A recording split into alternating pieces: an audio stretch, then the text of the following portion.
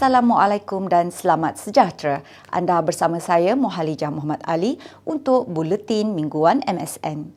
Kita mulakan Buletin Mingguan dengan rangkuman berita sepanjang minggu ini. Majlis Penyerahan Jarum Gemilang kontingen Malaysia ke Tamasya Deaflympic Brazil telah disempurnakan oleh Kebawah Duli Yang Maha Mulia Pemangku Raja Pahang Tengku Mahkota Tengku Hasanal Ibrahim Alamsyah Ibni Al-Sultan Abdullah Riayatuddin Al-Mustafa Billah Shah di Hotel Royal Chulan, Kuala Lumpur pada 31 Mac. Turut hadir Timbalan Menteri Belia dan Sukan Senator Datuk Seri T. Lian Ke, Timbalan Ketua Pengarah Strategik MSN Encik Suhadi Alias dan Pengarah Bahagian Paralimpik Encik Muhammad Sofian Hamzah. Kontingen negara yang diketuai oleh Chef de Mission Saudara Ong Shin Ruen itu bakal membawa cabaran dalam 5 jenis sukan iaitu olahraga, badminton, karate, basikal bukit dan basikal lebuh raya bermula 1 hingga 15 Mei 2022. Berbaki 41 hari lagi sebelum Tamasya Sukan C ke-31 membuka tirai, satu mesyuarat pengurus pasukan telah diadakan di Hotel Melia, Kuala Lumpur pada 1 April yang lalu.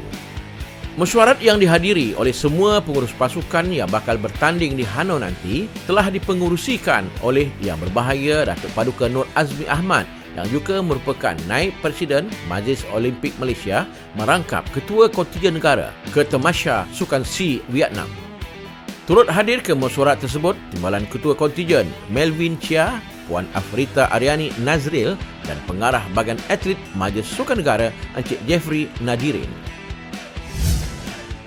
Buat julung kalinya, Sekretariat Kerjaya dan Pendidikan Atlet atau MES menganjurkan Karnival Kerjaya Atlet 2022 dari 6 hingga 15 April secara dalam talian. Karnival ini bertujuan membuka peluang kepada mana-mana atlet negara yang telah bersara atau yang sedang merancang karier di masa hadapan untuk mendapatkan pekerjaan serta latihan industri melalui fleksibiliti yang ditawarkan oleh syarikat-syarikat terlibat. Sebanyak 16 syarikat swasta termasuk 2 agensi badan beruniform mengambil bahagian pada karnival ini. Dalam pada itu, Chef de Mission Kesukan C, Datuk Paduka Nur Azmi Ahmad mengingatkan atlet yang bertanding di Hanoi tidak perlu bimbang mengenai situasi pandemik di Vietnam. Jelas beliau, berdasarkan lawatannya ke Hanoi bagi meninjau persiapan tuan rumah menganjurkan Tamasya edisi ke-31 itu, situasi di sana masih dalam keadaan terkawal. Beliau berkata demikian selepas meninjau persiapan dan sesi perjumpaan bersama atlet serta jurulatih di Majlis Sukan Negara. Bahang Sukan C ke-31 Vietnam semakin terasa berbaki sebulan sebelum tirai Tamasya Dwi tahunan itu dibuka secara rasmi pada 12 Mei nanti. Atlet negara kini dalam persiapan fasa terakhir. Kami mulakan berita persiapan kontingen Malaysia dari kolam renang. Nur Dabita Sabri bakal digandingkan bersama Datuk Pandalela Rinong dalam acara 10 meter terjun seirama menggantikan tempat Datuk Leong Man Yi. Tamasya Sukan C Vietnam, Mei ini menjadi ujian pertama Dabita bersama Pandalela selepas 3 tahun tidak beraksi dalam acara platform.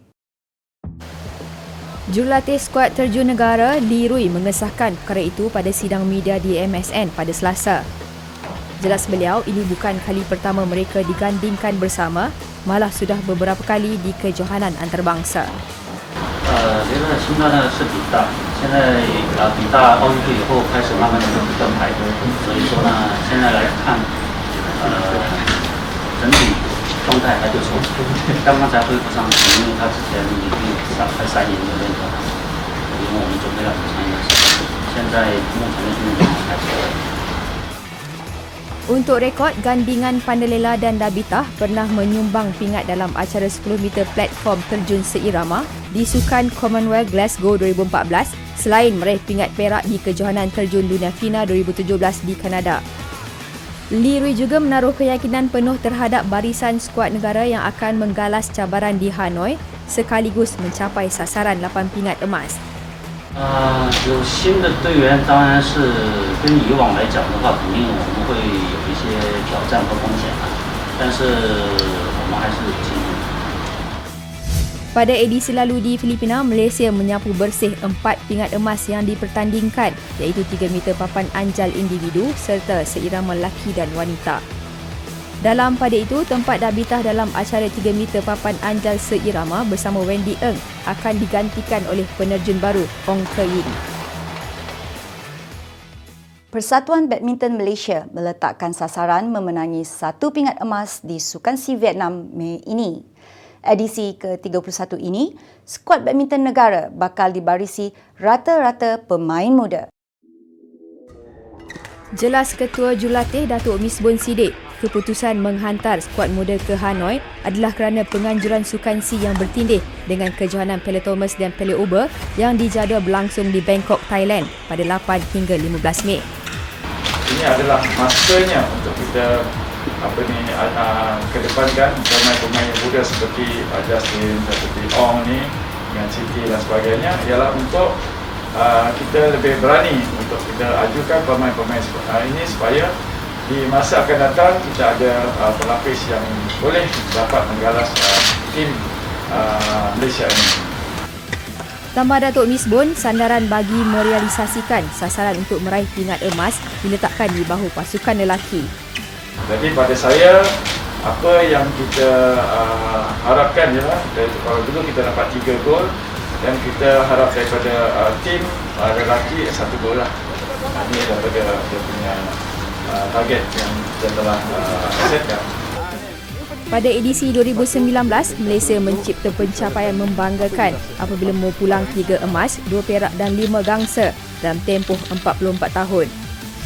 Emas dihadiahkan perseorangan lelaki Lee Zijia, perseorangan wanita S. Kisona dan beregu lelaki Aaron Chia Sowoi. Skuad gimnastik negara bakal berdepan tugas berat mempertahankan pingat emas yang dimenangi di Filipina pada 2019. Ini berikutan pasukan Filipina diperkuatkan oleh 4 atlet naturalisasi Amerika Syarikat untuk mewakili negara itu di Vietnam nanti. Ketua Jurulatih Eng Shuai menjelaskan sukan si Vietnam akan menjadi tamasya sukar buat anak-anak buahnya yang akan berdepan dengan seterutama Filipina. Filipina membariskan 4 bekas gimnas Amerika Syarikat bagi memperkuatkan negara itu di Vietnam nanti. 4 orang dari negara US. So itu memang US team lah. So that's why it's very tough for us lah di SEA Games. So kita dah tengok list dia, so kita pun nampak nama yang berkenalan tu lah. So nampak memang dia US team lah. So kita pun rasa it's quite susah untuk kita, tapi kita pun yakin kita boleh capai kita punya sasaran. Namun beliau yakin kemampuan pasukannya yang akan digalas 10 atlet terdiri daripada 4 lelaki dan 6 wanita dengan sandaran emas diletakkan di bahu Rachel Yeoh. My preparation now is I guess it's around 60 to 70% because I'm also just recovered from COVID and the stamina wise is also affecting me a lot. But I'm working on it and I feel much better now and believe that by the time to SEA Games I'm 100% already. Rachel yang akan membuat penampilan kedua di Sukan Si meraih pingat gangsa acara palang tidak sejajar individu di Sukan Si 2019. Dalam pada itu, skuad Jim Rama akan menjalani latihan intensif di Baku, Azerbaijan bermula 14 April sebelum menyertai satu kejohanan di Romania sebagai persiapan terakhir.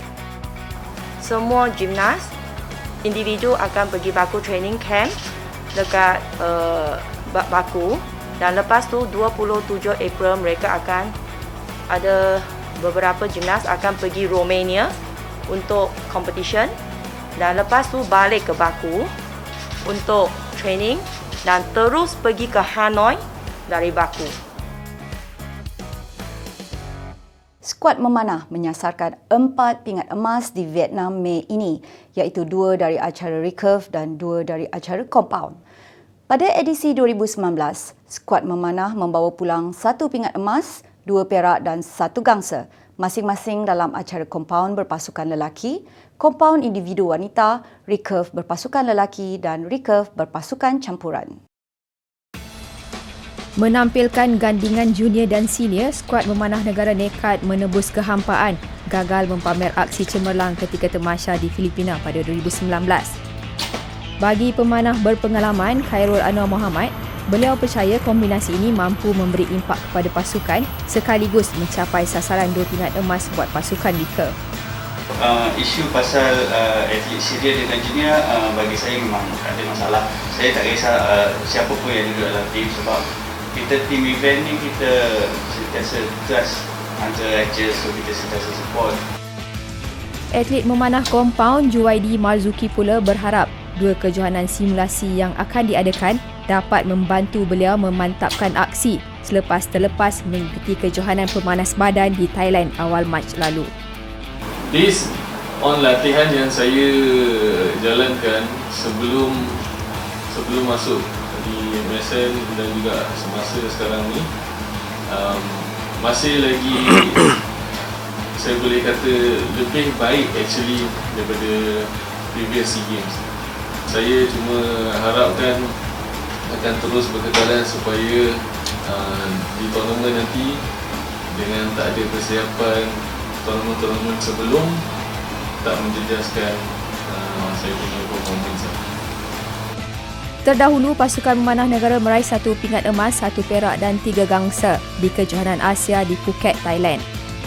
2 kejohanan simulasi yang akan diadakan pada 13 hingga 15 April dan 20 hingga 22 April ini adalah persiapan terakhir barisan atlet bagi memastikan mereka berada pada tahap terbaik sebelum ke Vietnam.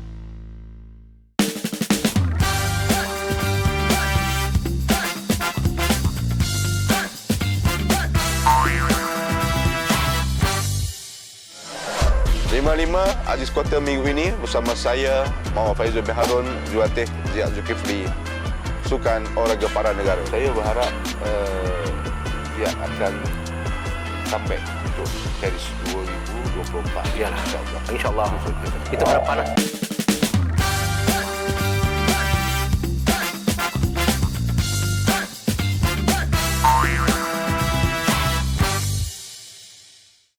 Laporan itu mengakhiri edisi Buletin kali ini. Sebelum berpisah, mari sama-sama kita saksikan minggu ini dalam sejarah Sukan Negara dan Mutiara Ramadan. Semoga bertemu lagi di edisi akan datang.